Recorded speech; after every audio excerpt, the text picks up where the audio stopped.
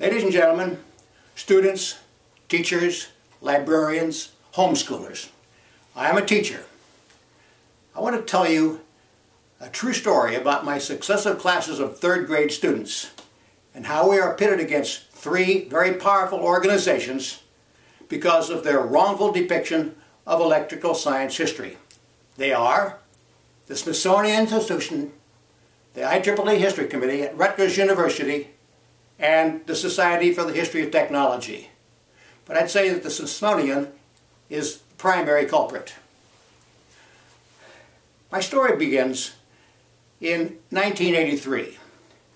I was visiting my daughter at Allegheny College that year, and I happened to go through the library and find a book titled Prodigal Genius, The Life of Nikola Tesla by John J. O'Neill, published in 1944. Tesla had died the year before, incidentally, in 1943. I'd like to read a small passage to you that really impressed me. Tesla, by virtue of the amazing discoveries and inventions which he showered on the world, becomes one of the most resplendent flashes that has ever brightened the scroll of human advancement. He's a very powerful writer, and I recommend this book highly.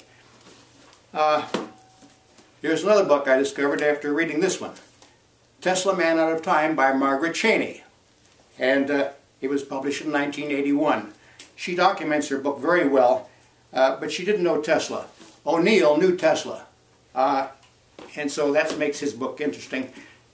He did not document his work, though. I thought after learning the story of Tesla's life and the problems that he had, it would make an interesting story to tell my third grade students during our story time. And they could use this information in the stories that I tell to write letters. We introduced cursive handwriting in the third grade, and I thought this would help them to do that. They could write to their friends, neighbors, their parents, and just tell the story of Tesla. Get it out there. This went very well for several years, and they enjoyed their work, and they became great writers, as far as I was concerned. I wouldn't let a letter go out of the classroom unless it was perfect, by the way. Then in 1988, a student I'd had 3 years earlier came to my home one Saturday morning with her father. And she said she had twisted her father's arm to make a sculpture of Tesla. He was a very good sculptor, by the way, and had won prizes all over the country. It would be for our classroom. So I agreed immediately, and of course I had to pay for all the materials. When it was finished, we had it finished in bronze and mounted it on a block of granite with a bronze plaque. And here's a photograph of it. Weighed 250 pounds, and it was appraised at $6,000. So it was really too nice for a third grade classroom. So I suggested, why don't we donate it to the Henry Ford Museum in Dearborn, where more people can appreciate it.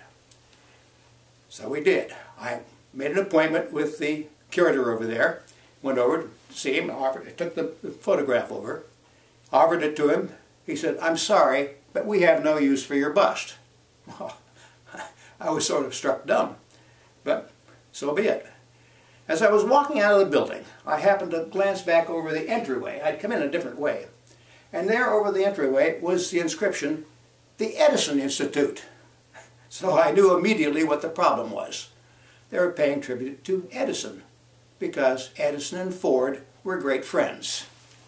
Well, next we decided to offer the bust to the Smithsonian Institution. I had my student write a letter to the curator. About a week later, we received a reply. "Sorry, but we have no use for your bust." Well, that really did it.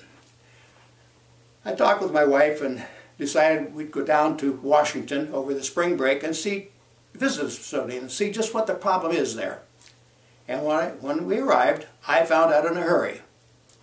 The curator had a bust of Edison on display with no mention of Tesla whatsoever. And right next to it was Tesla's AC motor with Tesla's U.S. patent number written right on it. And again, Tesla was not mentioned anywhere. They were essentially giving credit to Edison for Tesla's discovery. Well, I found out more. I asked him why he would do that. Why he would display Edison's bust instead of Tesla's bust. And he said, well, the sculptor who did Edison's bust was a phrenologist. That's somebody who examines the bumps on people's heads. And we thought that was significant enough to have the bust of Edison in our museum. I'm speechless. Well, anyway, I found out more information about the Smithsonian. In the Smithsonian Book of Invention, Tesla is never mentioned. But Edison is featured prominently throughout. Tesla's not even in the index. In the Smithsonian Visual Timeline of Invention, again, Edison is featured quite prominently, but Tesla is never mentioned. He's not even in the index in this one either. Then, in the Smithsonian book titled Lighting a Revolution, and this was incidentally written by the curator, they have a photograph of the AC power generators made by Tesla, or created by Tesla, for the Niagara Falls Power Project in 1895. And what they say is, when the Niagara Falls Power Station began operating in 1895, it signaled the final major act in the revolutionary drama that began in Menlo Park in the fall of 1879. In other words, it was Edison's light bulb who started all this, and then Edison went on and created the AC generators, although they didn't exactly say though. But they show, they never mentioned Tesla. And then 2 pages earlier, they show a logo of the General Electric company. And General Electric had played no role whatsoever in the development or the creation of these AC generators. You see, what they're doing is they're catering to the business needs of the General Electric company. This is what it's all about. Our media does the same thing. Here is a Time magazine history issue, dated July 5th, 2010. It shows a photograph of Edison. It says, Thomas Edison, how one powerful idea changed America. Then on the inside, it shows a picture of Edison standing next to a generator. And it says, let there be light. Now that sounds very familiar to me. It's sort of a religious passage indicating that Edison is Messiah-like. And then they say, Edison perfected the incandescent bulb and devised a system of electrical current to serve homes and businesses. The entire article is titled, The Electrifying Edison. So you see, everywhere you look, Edison is mentioned, Tesla is omitted. Now, I'm not saying that these people fabricate information, but what they do is they twist their words around and create displays so that people get the impression that Edison is the king of electricity. I pay my electric bill to Detroit Edison Company. When in Ohio, I paid my bill to Ohio Edison. Other parts of the country, it's Consolidated Edison. Everywhere you look, it's Thomas Edison, at the omission of Nikola Tesla, the real creator of our worldwide system of polyphase alternating current and radio. Well, I decided that it was time for us to do something else. I went back to my classroom, and my students suggested, why don't we donate the bus to the University of Michigan? So we did. We donated our bus to the Electrical Engineering Department at U of M.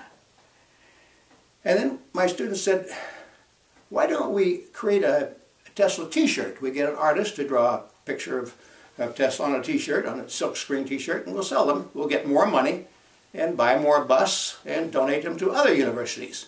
Well, we did. We now have bus at Harvard, Yale, Princeton, MIT, Caltech, University of Michigan, Michigan State, Wisconsin, Purdue, Illinois, Maryland, Johns Hopkins, Cornell, Pennsylvania, Penn State, Georgia Tech, Duke, Carnegie Mellon, and Columbia. I believe that's 19. And there's no question about everything that I say. It's 100% factual. Nobody disagrees with what I say when we go there. Well, I've written 2 children's books. We don't sell the t-shirts anymore.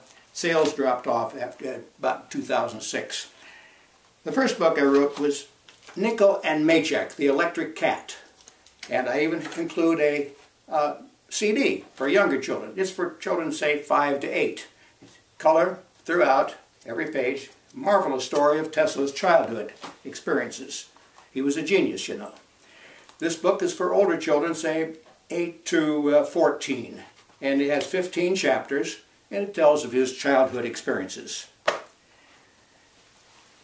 I hope that you will join us in this crusade, if you want to call it that, to get Tesla recognized in a popular sense in our schools, elementary, middle schools, and hopefully people will begin to recognize Tesla as being the true inventor of our worldwide system of polyphase alternating current and radio. Thank you very much.